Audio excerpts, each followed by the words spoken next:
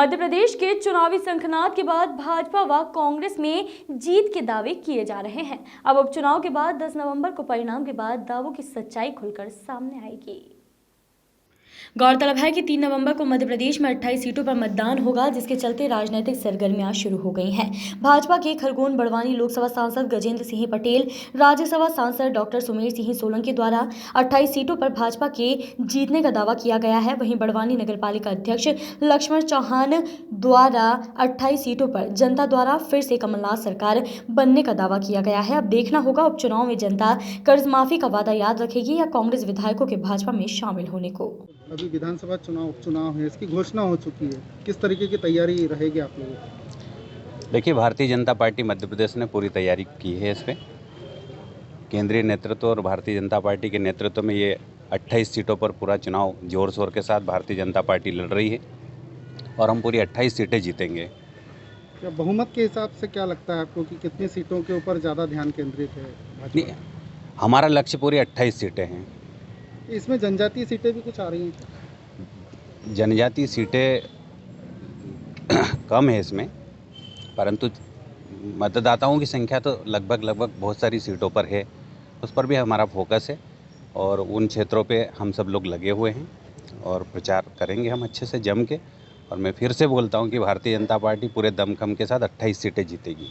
कांग्रेस भी दावा कर रही है 28 सीटों पर जीतने का। दावा कर रही होगी कांग्रेस, किसी को सपना देखने से कोई रोक थोड़ी सकता है। क्या लगता है आपका सपना साकार होगा? हमारा सपना साकार होगा। हम सब एक साथ मिल के इस चुनाव को लड़ रहे हैं।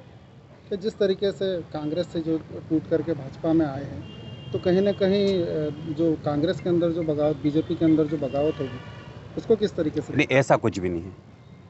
ऐसा कुछ नहीं होगा। तो आप मानते हैं कि पूरी सीटें आ रही हैं? बिल्कुल हम मानते हैं और पूरा विश्वास है हमें। मोर्चे के प्रदेश अध्यक्ष भी हैं, साथ ही खरगोन बड़वानी लोकसभा सांसद हैं।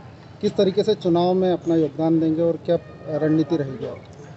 भारतीय जनता पार्टी सरकार में रहकर भी और विपक्ष में रहकर भी हमेशा जनता की सेवा के लिए काम करती है और यह चुनाव तो हर 5 साल और उपचुनाव होते आए हैं और भारतीय जनता पार्टी हमेशा से चुनाव की रणनीति पर हमेशा से काम करते आए और इसलिए मैं दावे के साथ कह सकता हूं कि ये सहयोग की बात है कि पूरे देश भर में उपचुनाव सबसे ज़्यादा मध्य प्रदेश में होने वाले हैं और ये मध्य प्रदेश के चुनाव सरकार का पूर्ण बहुमत से बनेगी, ये भी निश्चितता तय करने वाली।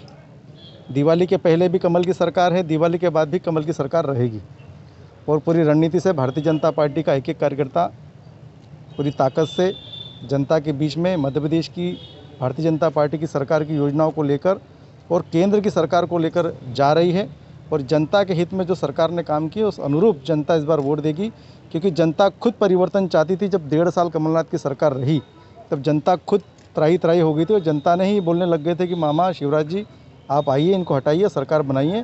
वो पूरा सपना पूर्ण रूप से सरकार बहुमत बनाने का साकार सपना भारतीय जनता पार्टी का होने वाला है।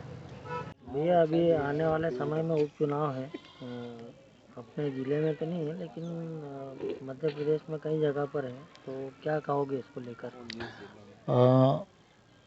देखिए, आगामी जो चुनाव है 28 सीटों पर, उसमें मुझे भी बदनावर विधानसभा में एक मंडलम का प्रभार दिया है।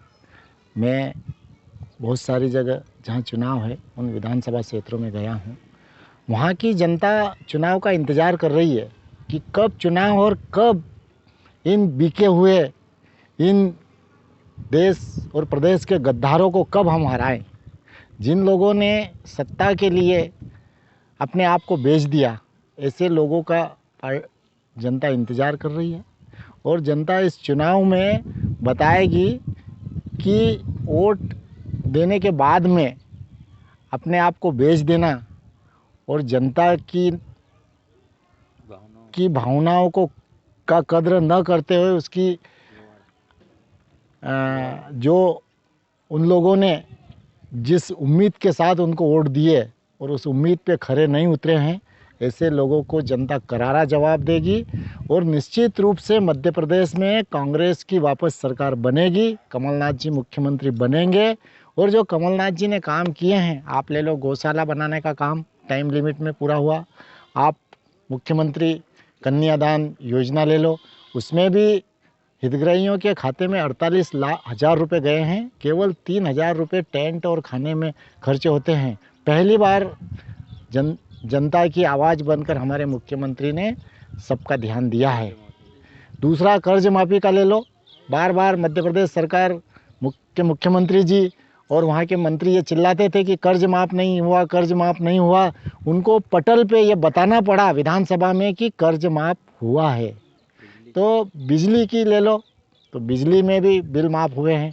और इसके अलावा भी बहुत सारे काम ऐसे हैं जो कमलनाथ जी ने 1.5 साल की सरकार में किए हैं। उनको जनता याद कर रही है। जनता उनको पुनः बनाने के लिए बिल्कुल तैयार है।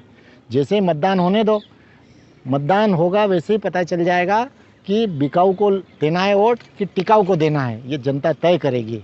वॉइस ऑफ राइट्स के लिए बड़वानी से विजय निकुम की रिपोर्ट।